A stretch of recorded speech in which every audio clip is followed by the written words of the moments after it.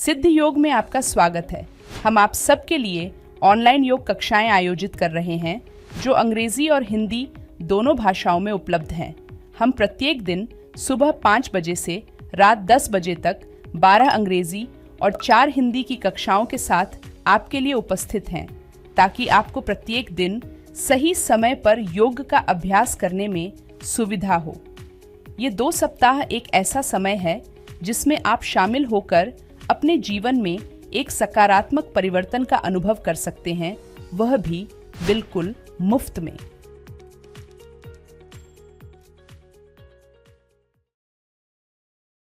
दोस्तों, क्या आपका पाचन तंत्र अच्छे से काम नहीं कर रहा है? का मतलब कि आपका जो डाइजेशन है, जो आप खाना खाते हैं वो अच्छे से पच नहीं रहा है, आपको कॉन्स्टिपेशन की समस्या रहती है, आपको इनडाइजेशन हो जाता है, आपका पेट जो है वो बहुत ज़्यादा ख़राब रहता है, साथ ही साथ आपके जो कूल्हे हैं, आपके जो हिप्स हैं वो बहुत ज़्यादा टाइट हैं, आपकी जो पेल्विस मसल्स हैं बहुत ज़्यादा टाइट हैं, आपकी लोअर बॉडी में बहुत ज़्यादा स्टिफनेस है और आप इन सारी समस्याओं को लेकर बहुत ज़्यादा परेशान हैं। तो आज के इस अभ्यास में हम आपको बताने वाले हैं एक ऐसे आसन के अभ्यास में जो कि आपको बहुत ज़्यादा हेल्प करेगा आपकी इन सारी समस्याओं को दूर करने में, और साथ ही साथ इसके आपको और भी कई ज़्यादा बेनिफिट मिलेंगे जो कि हम आपको अभ्यास के दौरान बताएंगे।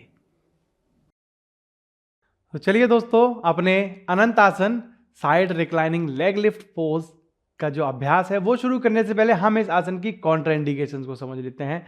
तो दोस्तों, अगर आपको आपकी हिप मसल्स या हैमस्ट्रिंग मसल या हिप जॉइंट से रिलेटेड कोई इंजरी है तो प्लीज़ इस आसन का अभ्यास ना करें, ठीक है।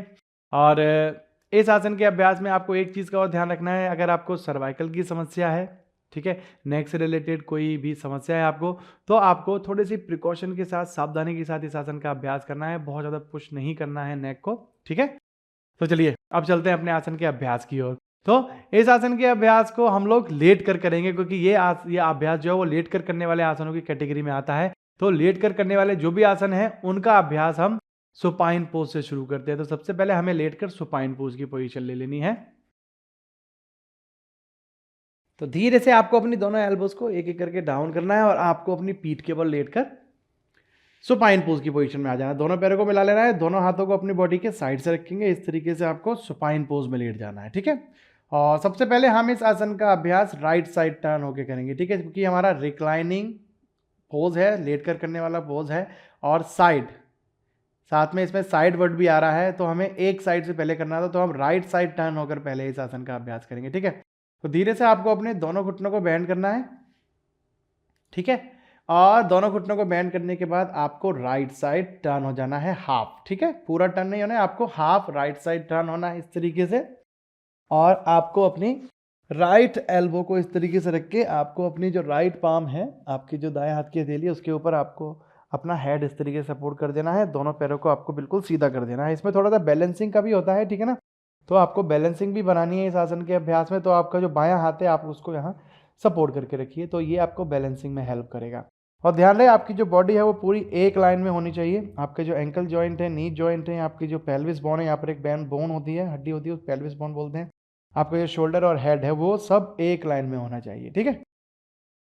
तो सबसे पहले ये पोजीशन आपको लेनी है। तो ये इस आसन की प्रिपरेटरी है। पहले आपको यहाँ पर, बहुत से लोग यहाँ पर भी बैलेंस नहीं कर पाएंगे अगर आप इस आसन का अभ्यास करते हैं। तो अगर आप इस तरीके से जब साइड रिक्लाइनिंग आप करेंगे, इसको हम साइड रिक्लाइनिंग बोलते हैं, साइड रिक्लाइनिंग आप करेंगे तो आप पाएंगे कि ये थोड़ा सा बैलेंसिंग भी है, तो आपको बैलेंसिंग पर भी काम करने की ज़रूरत है।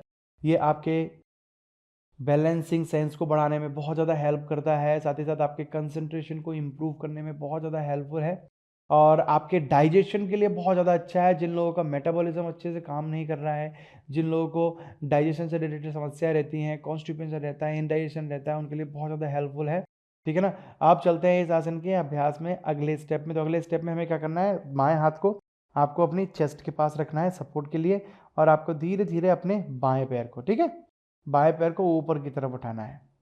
तो स्टार्टिंग में आप क्या कर सकते हैं कि आपकी जो मसल्स हैं वो काफ़ी ज़्यादा टाइट होंगी, आपके हिप मसल्स और हैमस्ट्रिंग मसल्स और आपकी पेल्विस मसल्स टाइट होंगी। तो स्टार्टिंग में आपको श्वास भरते हुए पैर को ऊपर उठाना है, श्वास छोड़ते हुए पैर को नीचे, इस तरीके से आपको अप एंड डाउन करना है। तो ये आपको हेल्प करेगा आपके हिप जॉइंट की फ्लेक्सिबिलिटी को बढ़ाने में, आपकी हिप की जो मसल्स हैं, आपकी जो पेल्विस मसल्स हैं, उनको वार्म अप करने में, उनको हीट करने में बहुत ज़्यादा हेल्प करता है। तो इस तरीके से आप प्रिपरेटरी प्रैक्टिस कर सकते हैं अनंत आसन के फाइनल पोज में जाने से पहले। इस तरीके से आप प्रैक्टिस कीजिए, 5 से 10 बार आप अप एंड डाउन कर सकते हैं, ठीक है। उसके बाद आपको क्या करना है, आपको बैलेंस बनाते हुए आपको अपने दाएं घुटने को बैंड करना है, ठीक है ना। और आपको क्या करना है, आपका जो दायां पैर है उसको आपको इस तरीके से रखना है जिससे कि आपको बैलेंसिंग में हेल्प मिले। और आपको अपने बाएं हाथ की पहली 2 उंगलियां और अंगूठे से आपको अपने बाएं पैर के अंगूठे को पकड़ लेना है, ठीक है। उसके बाद धीरे धीरे आपको ट्राई करना है अपने घुटने को सीधा करने का। अगर आपकी मसल्स फ्लेक्सिबल हैं तो आप बड़े ही आराम से इस तरीके से सीधा कर पाएंगे पैर को। तो ये आपके अनंत आसन की पोजीशन हो जाती है। बैलेंसिंग अभी भी यहाँ पर रहता है, तो आपको बैलेंसिंग का ध्यान रखना है, ठीक है ना। और साथ ही साथ आपको जो स्ट्रेच आ रहा है उस पर आपको ध्यान देना है। अगर आप सीधा नहीं कर पाते हैं तो आप इस तरीके से बैंड करके जितना भी आप सीधा कर पाते हैं वहाँ पर आप होल्ड कर सकते हैं, ठीक है।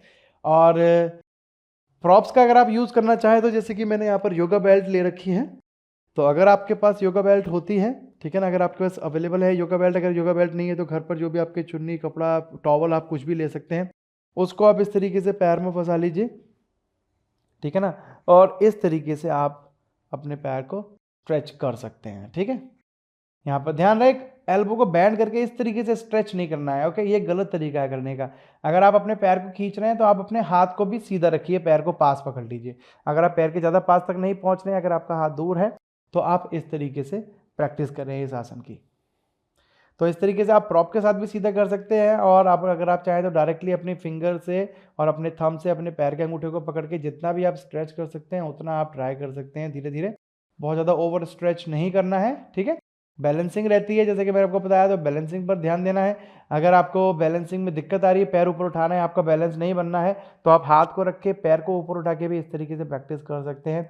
साथ ही साथ आप चाहें तो वॉल से सपोर्ट ले सकते हैं, जैसे कि मैं आपको यहाँ पर आपको दिखा दूँ कि अगर आपका बैलेंस अच्छा नहीं है तो आप इस तरीके से अपने हिप को वॉल से टच कर दीजिए, दोनों पैरों को, हील्स को वॉल से टच कर दीजिए, फिर आप अपने पैर को उठा लीजिए, इस तरीके से पकड़ लीजिए।